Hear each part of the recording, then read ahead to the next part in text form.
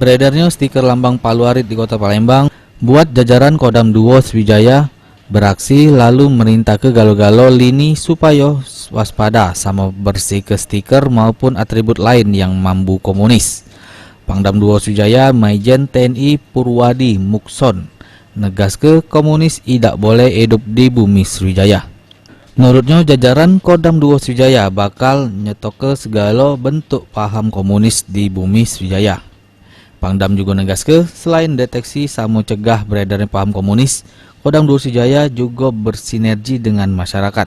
Selanjutnya diharap ke sama masyarakat pacak ngadu kalau nemu ke wong-wong yang tidak bertanggung jawab, nempel stiker atau ngajak melok paham komunis.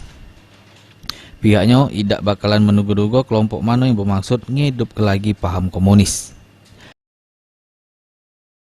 Kita juga bersinergi dengan masyarakat melaporkan karena orang-orang yang memasang itu kan nggak secara terang-terangan ya. Nah itu perlunya bantuan informasi dari masyarakat menunjukkan. Jadi tidak hanya ini menjadi tanggung jawab Kodam 2, tapi ya seluruh masyarakat di wilayah Sumatera bagian selatan. Ya itulah komitmen kita tetap. Jadi siapapun, dan mereka kan tidak bilang, saya nih PKI, saya yang masang, kan enggak gitu loh. Ya, jadi kita lakukan itu dan kita pasang spanduk-spanduk ya. Kita buat spanduk-spanduk, mari kita bersatu melawan indikasi bangkitnya komunis.